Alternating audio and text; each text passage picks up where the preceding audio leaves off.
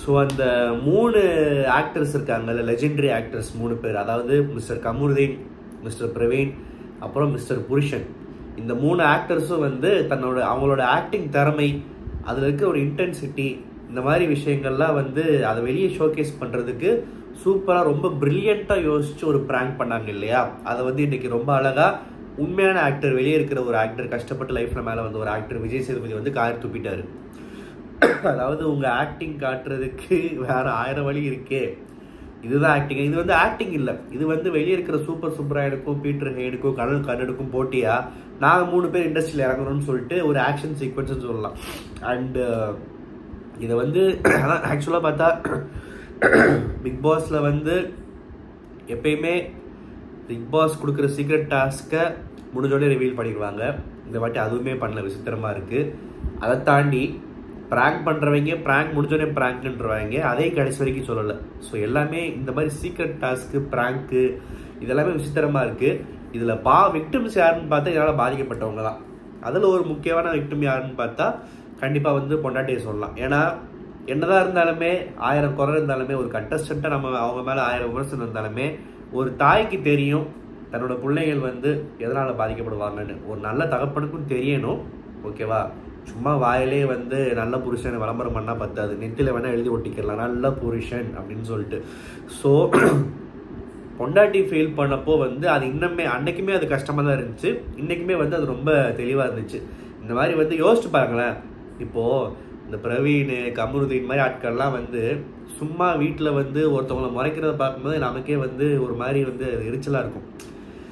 ஒரு ஆக்ஷனில் இறங்கி ஓங்கி அரைஞ்சு அடித்து நடுவில் புருஷன் பூந்து இதெல்லாம் பண்ணுறப்போ எப்படியுமே வந்து அப்பா அம்மா 2 பேருமே பிக் பாஸில் இருக்கிறப்போ வீட்டில் பிள்ளைங்களுக்கு டெய்லி ஷோ காட்ட தான் செய்வாங்க. அட்லீஸ்ட் ப்ரோமோலேயே இந்த மாதிரி சண்டை நடக்கிறப்போ வீட்டில் இருக்கிறவங்க கிட்ஸுக்கு காட்டக்கூடாதுன்னு நினச்சாங்க என்னன்னு தெரியல. பட் வாட் எவர், அதை பார்த்தா ஓ இது ஒரு ப்ராங்க்கு. ஏன்னா எனக்கு தெரிஞ்ச அந்த ஆடியோ அந்த ஏவியில் வந்து என்ன சொல்கிறது, ஒரு ப்ராங்க்குன்றதை புரிஞ்சுக்கிற ஸ்டேஜில் இருக்கிற கிட்ஸ் மாதிரி தெரில. ஸோ அவங்க அப்படி டிவியில் ஆசையாக பார்த்துட்டு இருக்கிறப்போ அப்பாவை யாரும் 4 பேர் பிடிக்கிறாங்க, அடிக்கிறாங்க, அப்பா யாரையும் அடிக்க போகிறாருன்னு பார்க்குறப்போ அது எவ்வளோ பதற்றமாக இருக்கும். ஸோ அந்த இடத்துல வந்து அந்த தாய் கஷ்டப்படுறது வந்து உண்மையாகவே நம்ம அதை மதிக்கணும். அண்ட் அதை வந்து யோசிச்சிருக்கணும்.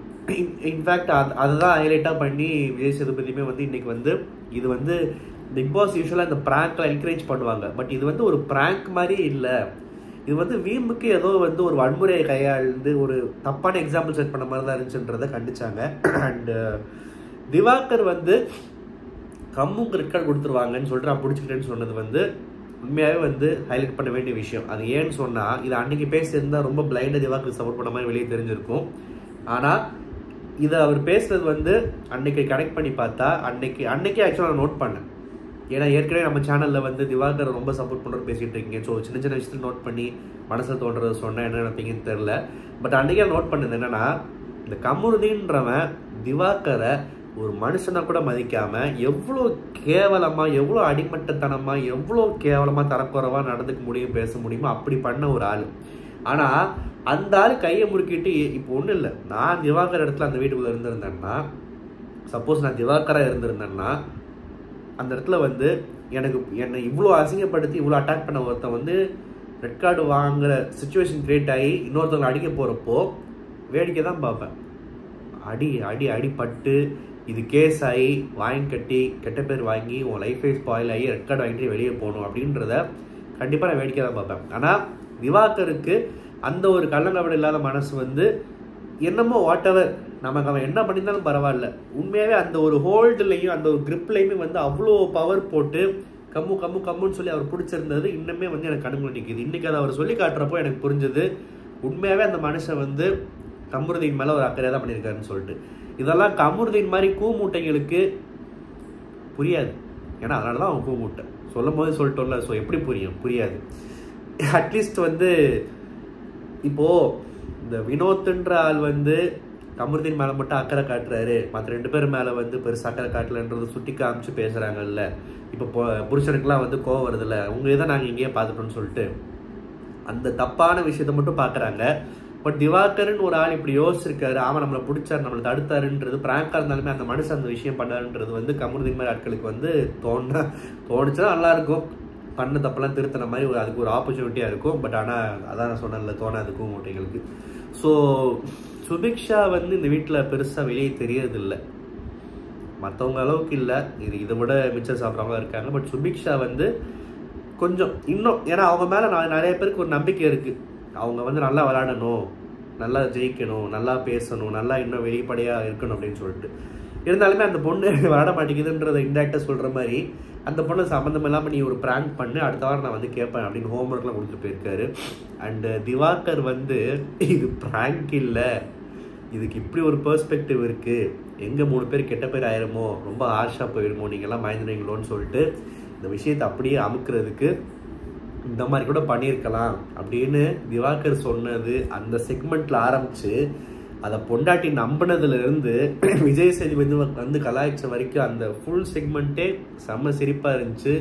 அண்டு இன்னைக்கு வந்து நான் உண்மையாகவே ஆனஸ்டாக சொல்லணும்னா, என்னதான் வந்து கமல் ஃபேனுன்றதுக்காக விஜய் சேதுபதி ஹோஸ்டிங் குறை சொல்லலை. ஏன்னா கமலை பிடிக்காதவங்க பிடிச்சவங்க எல்லாரையும் தாண்டி விஜய் சேதுபதி ஒரு லேசியாக இருக்காரு, மற்றவங்க ரொம்ப நோஸ்கட் பண்ணுறாரு, அவருக்கு ஃபர்ஸ்ட் சில விஷயங்கள் தெரிய மாட்டேங்குது, எப்படி ரெஸ்பெக்ட் வாங்கணும்னு தெரில, கொடுக்கணும்னு தெரில, இந்த மாதிரி நிறைய விமர்சனம் இருக்குது.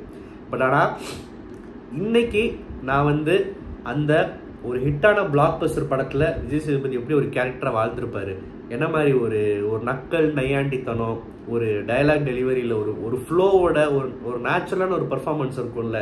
ஒரு எக்ஸாம்பிள் சொல்லணும்னா மாஸ்டரில் வர பவானி மோடு மாதிரி, பவானி வந்து ஒரு ஆக்ஷன் வில்லனாலுமே பவானிக்கு ஒரு நக்கல் இருக்கும்ல, அது மாதிரி விஜய் சேதுபதி வந்து இன்றைக்கி நான் ஃபுல் அண்ட் ஃபுல் அந்த ஃபன் மோடில் பார்த்தது எனக்கு ரொம்ப பிடிச்சிருந்துச்சு.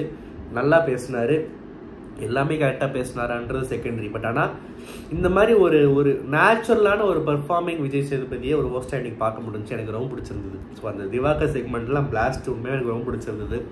அண்ட் விக்கல்ஸ் விக்ரம் வந்து ரொம்ப அழகாக அந்த ஒயில்ட் கார்ட்ஸ் பற்றி ஒரு விஷயம் பாயிண்ட் அவுட் பண்ணார். அதாவது இந்த ஒயில்ட் கார்டில் இந்த 3 பேர், நிறைய பேர் நோட் பண்ணிக்கலாம், ஒயில்ட் கார்ட்ஸ் பற்றி குறை சொல்கிறப்ப எல்லாருமே அமித்தை ஒதுக்கிட்டாங்க. இந்த எஃப்ஜே மாதிரி குட்டி குஞ்சங்களுக்கு வந்து மற்ற 3 பேர் சப்போர்ட் பண்ணுறாங்க, நம்ம மரியாதையெல்லாம் பேசுறதுலாம் ரசிக்கிறாங்கன்றதுனால அந்த மாதிரி ஆட்கள் மட்டும்தான் வந்து அமித்தை குறை சொன்னது. மற்றபடி நிறைய பேர் அமித்தெல்லாம் வந்து பெருசாக என்ன சொல்கிறது, குறை சொல்கிற அளவுக்கு அவர் ஒன்றும் இல்லை, ஒரு பீஸ் மேக்கர் அப்படி இப்படின்னு சொல்லிட்டு இந்த மாதிரி வந்து மற்ற 3 பேரை தான் டார்கெட் பண்ணாங்க. விக்கல்ஸ் விக்ரம் ரொம்ப அழகாக இந்த ஒயில்ட் கார்டில் இவங்க வந்த இந்த 3 பேருமே வந்து பார்வதியை அட்டாக் பண்ணி டார்கெட் பண்ணுறது வந்திருக்காங்கன்றதை ரொம்ப அப்பட்டமாக வெளியே காமிச்சிட்டாங்க. பார்வதி நல்லா பெர்ஃபார்ம் பண்ண வீக்கில் கூட வந்து அவங்களுக்கு மனசு வரல பாராட்டணும் சொல்லணும் பேருன்னு சொல்லிட்டு அது ரொம்ப சூப்பராக தொக்கா தூக்கிட்டாடா நீ அப்படின்ற மாதிரி இருந்துச்சு அவர் சொன்ன பாயிண்ட்டு. அண்டு சுபிக்ஷா வந்து நம்ம புருஷன் வந்து நான் வந்து என் பொண்டாட்டிக்கு ஏதாவது ஒன்றா நான் என்னோட உண்மையான முகத்தை பார்க்க வேண்டியது வரும் எல்லாரையும் மிரட்டினார் இல்லையா, அதை சொல்கிறப்போ புருஷன் வந்து இன்னும் திமிரா, அதாவது ஆமாம் நான் இப்பயும் சொல்கிறேன் என் பொண்டாட்டிக்கு ஒன்றா நான் வந்து நிற்பேன், என்னோட உண்மையான முகத்தை நான் காட்டுறேன் அப்படின்ற இன்னும் திமிரா சொல்கிறாரு. இதே விஷயத்தை வெளியே பண்ணியிருந்தா பரவாயில்லையே பொண்டாட்டி கொண்டா வந்து நிற்கிறான்னு சொல்லிட்டு எல்லாருமே பாராட்டுவாங்க, ஓகேவா, அவர் மாமியார்ட்டெல்லாம் வந்து நல்ல பாராட்டு கிடைக்கும், நல்ல சாப்பாடு கிடைக்கும், எல்லா பாராட்டும் கிடைக்கும். இது பிக் பாஸ் வீடு, இங்கே எல்லாருமே கண்டஸ்டன்ஸு, இங்கே நல்லதுக்கும் கெட்டதுக்கும் எதுக்கு நிற்கிறோம், எதுக்கு துணை நிற்கிறோம், என்ன பண்ணுறோம், எப்படி அதை வெளிப்படுத்துகிறோம், அன்பாக இருந்தாலும் பாசமாக இருந்தாலுமே அதை வந்து எப்படி நம்ம வெளியே மற்றவங்களுக்கு காட்டுறோம் அப்படின்றதெல்லாம் வந்து ரொம்ப கவனிக்கிறாங்க. விஜய் சேதுபதி திரும்ப திரும்ப திரும்ப திரும்ப இந்த புருஷன் பொண்டாட்டிக்கு வந்து நீங்கள் என்ன சொல்லிட்டு போனீங்க பட் என்ன பண்ணிகிட்ருக்கீங்க அப்படின்றது வந்து திரும்ப திரும்ப அவர் வந்து ஒரு ஸ்பூன் ஃபீடுன்னு சொல்ல முடியாது. முதல் வாரம் தானே எடுத்தோடனே நான் கூட நேற்று சொன்னேன்ல, மாமா மச்சான் தெய்வ மச்சான் உறவை என்ன ஆப்போதுன்னு பார்ப்போம், சேது என்ன சொல்கிறப்போ சொல்ல போகிறாருன்னு பார்ப்போன்னு ஓரளவுக்கு முதல் வாரத்துக்கு எந்த அளவுக்கு கண்டிக்கணும் அட்வைஸ் பண்ணும் அதை பண்ணாருன்னு சொல்லலாம். ஏன்னா இப்போது நானே கூட யோசித்தேன், இந்த புருஷன் நிறைய கேஸில் மாட்டிருக்கானே, தொடப்பக்கட்ட விளக்கம் மாதிரிலாம் வச்சு பேசுனதெல்லாம் எப்படி தட்டி கேட்காம இருக்கானு. பட் ஆனால் விஜய் சேதுபதி கமருதீன் மாதிரி ஆட்கள் பண்ண குரங்கு வித்தையை கூட முதல் 2 வாரம் பெருசாக கேள்வி கேட்கலை. ஸோ அவங்களையும் விட்டு பிடிச்சாரு, இவனையும் விட்டு பிடிப்பாருன்னு விட்டுருவோம். ஸோ இன்றைக்கி வந்து ஓரளவுக்கு அட்வைஸ் பண்ணிட்டு விட்டாரு, அதுவே ஓகே. இருந்தாலும் அது யாராவது சொல்லியிருக்கலாம், கண்டஸ்டன்ட் யாராவது ஹைலைட் பண்ணி திவாகர்லாம் சொல்லியிருக்கலாம், சார் இவர் என்ன ரொம்ப ரெஸ்பெக்ட் இல்லாமல் டீல் பண்ணுறாரு சார், இந்த மாதிரி தொடப்பக்கட்டிலாம் தூக்கி காட்டுறாரு சார், அதெல்லாம் பார்க்குறப்போ வந்து ஒரு மாதிரி மிரட்டுற மாதிரி இருக்குது சார், இந்த மாதிரிலாம் திவாகர் வந்து பண்ணியிருக்கலாம். பட் திவாகர் பண்ணலை. திவாகர் வாயில் இன்னும் வந்து இந்த மாதிரி கேரக்டர்ஸையும் வந்து அண்ணன் சொல்லி அட்ரஸ் பண்ணுறதுக்கெல்லாம் வந்து ஒரு பெருந்தன்மை வேணும்.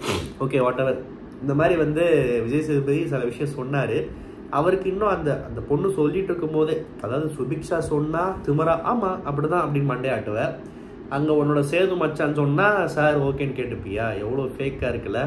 அண்டு இந்த திவ்யா துஷார் சண்டையை பற்றி பேசலை. துஷார் பேசினப்போ திவ்யா பற்றி சொன்னதெல்லாம் வந்து இன்றைக்கி தான் இந்த பையன் பேசுகிறான்ற மாதிரி இருந்துச்சு. அண்ட் உண்மையாகவே வந்து உள்ளே போயிட்டு நீங்கள் வந்து நீ என்ன போன வாரம் கோவப்படல, இப்போ மட்டும் கோவப்படுறியான்லாம் கேட்க முடியாதுன்னு சொல்லிட்டு ரொம்ப அழகாக அட்வைஸ் பண்ணார். அண்டு கம்முருதியும் வந்து வைல்ட் கார்ட்ஸ் பற்றி பேசினப்போ புருஷனை பற்றி ரொம்ப ஒரு உன்னிப்பான கரெக்டான ஒரு பாயிண்ட்டை சொன்னார். அதாவது திவாகர் பேசிகிட்டு இருக்கிறப்போ அப்படியே சும்மா அந்த தண்ணி குடிக்க போகிறேன்னு கேஷுவலாக எந்திரிச்சு போனாருன்னு சொல்லிட்டு திவாகரை இன்னொரு கண்டஸ்டன்ட் வந்து டிஸ்ரெஸ்பெக்ட் பண்ணுறது, மார்க் பண்ணுறது, நோஸ் கட் பண்ணுறத வந்து கம்முருதீன் வந்து கம்ப்ளீட்டாக எடுத்து சபையில் வைக்கிறதெல்லாம் பார்த்தீங்களா? இதெல்லாம் காலத்தின் கட்டாயமா இல்லை என்னன்னே தெரில. வாட் எவர் கம்ருதீனுக்கு ஓரளவுக்கு தேறிட்டு வரப்பா, நீ திவாகர் சப்போர்ட் பண்ணதான் தேடிட்டு வரன்னு அர்த்தம் இல்லை. பட் ஆனால் நீ பண்ணதெல்லாம் கொஞ்சம் அழிக்கிற மாதிரி கொஞ்சம் ஏதோ உன்னோட அந்த ஒரு இந்த தனமான ஒரு சிரிப்பை வச்சு ஊரை ஏமாற்ற ட்ரை பண்ணுற. பரவாயில்ல, ட்ரை பண்ணு, அட்லீஸ்ட் வாயில் விழுகாமல் இருக்கேன்னு சொல்லிட்டு ஒரு பக்கம் சந்தோஷமாக தான் இருக்குது. ஏன்னா நம்மளுமே யோசிச்சு பாருங்களேன், நான் புலம்பிருப்போம் ஒரு எபிசோடு ரிவ்யூவில். இவனை நான் இன்னும் எத்தனை நாள் ரிவ்யூ பண்ணி எனக்கு டென்ஷனாக இருக்குது, வாயில் என்னென்னமோ வார்த்தைலாம் வருது எல்லாம் பேசிட்டு இருந்தேன்ல. ஸோ கொஞ்சம் ரெஸ்ட் விட்ட மாதிரி இருக்குது. இப்படியே இருக்கலான்னு நல்லதுன்னு பார்த்தா எப்படி நிறைய பேர் வந்து பார்வதிக்கு ரீப்ளேஸ்மெண்ட்டு திவ்யா கணேசன் சொல்கிறாங்களோ, கம்முருதீனுக்கு இன்னொரு இரிட்டேட்டிங் ரீப்ளேஸ்மெண்ட்டாக நம்ம புருஷன் உள்ளே வந்திருக்காரு. ஸோ அவரை வச்சு தான் கொஞ்ச நாளைக்கு ஓட்டணும்னு நினைக்கிறேன். அப்புறம் வந்து இந்த கம்ருதீன் வந்து திவ்யா கணேஷை வந்து பேச போனால் கூட முதுவை காமிச்சிட்டு போயிடுறாங்க அப்படின்றாரு. எனக்கு டக்குன்னு மைண்டு வேற எங்கேயோ போச்சு. சே, நம்ம ஜெனி எவ்வளோ அழகாக இருப்பாங்க, முகத்தை காமிச்சு பார்க்குறப்போ ஆசைப்பட்டு பேசுகிறப்போ பிடிக்காம முதுகு காமிச்சு போனால் முதுகாச்சும் பார்க்கலாம் அப்படின்லாம் வந்து எனக்கு தோணுச்சு. ஆனால் ரொம்ப தப்பாக இருக்கும் அப்படின்னு தோணுச்சு. ஜஸ்ட்டு காமெடி தான், யாரும் கோச்சிக்காதீங்க. ஸோ என்னதான் வந்து திவ்யா கணேஷ்னு ஒரு கண்டஸ்டன்ட் இருக்காங்க, அவங்கள நம்ம விமர்சனம் பண்ணுறோம், திட்டுறோம், இப்படியெல்லாம் இருந்தாலுமே உள்ளுக்குள்ளே அந்த பாக்யலட்சுமி குடும்பத்தில் இருக்கிற அந்த மருமகள் ஜெனி பாசம் வந்து இன்னும் எனக்குள்ளே லைட்டாக ஒட்டிட்டு தான் இருக்குது. அதுவும் இன்றைக்கெலாம் சாரியில் ரொம்ப அழகாக இருந்தாங்க, க்ரீன் கலர் சாரி வேறு. சரி, ஓகே விடுங்க, நம்ம ரிவ்யூவுக்கு வருவோம். யாரும் என்ன அசிங்கமாக திட்டாதீங்க ப்ளீஸ். முக்கியமாக வீட்டில் யாரும் பார்த்துடக்கூடாது இதெல்லாம். அண்டு ஆம்பளை தைரியன்றது ஆம்பளைக்கு உரியது அப்படின்ற மாதிரி வந்து அப்போ தான் ஆக்சுவலாக தைரியமாக பேசு, ஆம்பளைனா தைரியமாக பேசுன்னு சொல்லி இவர் பேசினார்ல. அதில் எல்லாருமே ஒரு மாதிரி அந்த தொடப்பக்கட்டையை மட்டும் சென்சார் பண்ணிவிட்டு பேசுனதை மட்டுமே கண்டிச்சாங்க. அண்டு பரவாயில்ல, இதையாவது நீ கண்டிக்கிறியே, நான் கூட பயந்துட்டேன். நானும் புருஷனும் அந்த காலத்தில் கோடம்பாக்கில் ரூம் போட்டு சினிமா சான்ஸ் தேடினப்போ மாமன் மச்சான் உறவாடணும்னு சொல்லிட்டு எல்லாம் உலக வச்சுட்டு போயிடுவாருன்னு பயந்துட்டு இருந்தேன். இது வரைக்கும் சந்தோஷம். துஷார் எவிக்ஷன் இது எப்படி பார்க்குறதுன்னு தெரில. பயவுள்ள தேவைப்பட்ட இடத்துலலாம் இப்போ தான் கொஞ்சம் பேச ஆரம்பிச்சிருக்கு, பேசியிருக்கு, இன்னும் கொஞ்சம் இருந்தால் பேசியிருக்குமே அப்படின்னு நினைக்கிறதா, இல்லாட்டி நீ எப்போ பேசி 1 மாதம் 2 மாதம் வரைக்கும் டைம் கொடுத்து பெருசு போன்னு சொல்கிறதான்னு தெரில. ஆனால் இந்த அரோரா மட்டும் எஸ்கேப் ஆகிட்டே இருக்குது. அண்டு இந்த துஷார் வந்து வெளியே வந்து நானும் அரோராவும் ஃப்ரெண்ட்ஸ் தான் சொன்னது வந்து இதெல்லாம் தேவையில்லாத விஷயந்தான். வெளியே வந்தால் அப்படியே விட்டுருவாங்க, மறந்துடுவாங்க. யாருமே அதை பற்றி பெருசாக பேசி இது பண்ண போகிறதில்ல. அவராக வந்து இல்லைங்க நாங்கள் ஃப்ரெண்ட்ஸை நம்புங்க, அதனால தான் பாத்ரூம் வாசல் உட்காந்து பேசிகிட்டு இருந்தோம்லாம் பேசிகிட்டு இருக்காரு. ஓகே, என்ன ஃப்ரெண்ட்ஷிப்போ ஓகே, வாட் எவர். அண்டு 2 எவிக்ஷன்னு சொன்னாங்க, என்னன்னு வந்திருக்கும். நமக்கு எப்பயுமே முன்னாடியே இந்த ஸ்பாய்லர் வரதெல்லாம் பிடிக்காது, அதை பற்றி பேசுறதும் பிடிக்காது. இன்றைக்கி துஷார் எவிக்ஷன், நாளைக்கு என்ன நடக்குதுன்றதை பார்க்கலாம். அண்டு பார்வதி வந்து கேமரா பார்த்து ரொம்ப நேரம் பேசுகிறப்போ எனக்கு தெரிஞ்சு ஒரு நிறைய முடி வச்ச ஒரு தம்பி இருக்கார், அவருக்கு தான் பேசுதா இல்லை யாருக்கு சொல்லுதுன்னு டவுட்டாக இருந்துச்சு. அப்புறம் தான் புரியுது அம்மாக்காண்டி பேசுதுன்னு சொல்லிட்டு. ஸோ அம்மாவுக்கு கிளாரிட்டி தர அளவுக்கு அந்த கட்டத்துக்கு பார்வதி தள்ளி விட்டிங்களாடா அப்படின்றதே வந்து பிக் பாஸ்க்கு ஒரு பெரிய சாதனை தான். ஏன்னா எனக்கு தெரிஞ்சு நான் பார்த்த வரைக்கும் என்னோட அண்டர்ஸ்டாண்டிங் வந்து பார்வதிக்கு ரொம்ப ஒரு நல்ல ஒரு அண்டர்ஸ்டாண்டிங்கான ஒரு அம்மா, நல்ல ஒரு சப்போர்ட்டிவான ஒரு மதர். அவங்களுக்குள்ள அந்த ரேப்பு ரொம்ப நல்லா இருக்குது. 2 பேரும் போய் ட்ரிப்பு போவாங்க, ஜாலியாக ஊர் சுற்றுவாங்க, ரீல்ஸ் போட்டதெல்லாம் பார்க்குறப்ப அவ்வளோ அழகாக இருக்கும். ஸோ அவங்க கண்டிப்பாக தப்பாக நினைக்க வாய்ப்பு இல்லை. அவ்வளோ அடிமட்ட ரேஞ்சுக்கு தப்பாக நினச்சி மகளை இது பண்ணுற அளவுக்கு பார்வதி ஒன்றும் பிக் பாஸ் வீட்டில் வந்து ஒரு லைம்லைட்டில் ஒரு கான்ட்ரவர்சியாக ஒரு சில பேருக்கு பிடிச்ச மாதிரி பிடிக்காத மாதிரி கண்டஸ்டண்ட்டாக பேர் எடுத்துருக்காங்களே தவிர இவளை பெற்றதுக்கே நான் வந்து வெக்கப்படுறேன் கூச்சப்படுறேன்ற அளவுக்கு அந்த அம்மா வந்து ஃபீல் பண்ணுற அளவுக்கு ஒன்றும் நடக்கலை. இருந்தாலும் பார்வதி அழுது அம்மாட்ட பேசுகிறதுலாம் வந்து பரவாயில்லையா, மலையை சாட்சி போட்டாங்களேன்ற மாதிரி தான் தோணுச்சு. சரி, ஓகே, நாளைக்கு என்ன நடக்குதுன்றதை பார்க்கலாம். இந்த ரிவ்யூ உங்களுக்கு பிடிச்சிருந்தா மறக்காம சேனல் சப்ஸ்கிரைப் பண்ணுங்கள். நன்றி, வணக்கம்.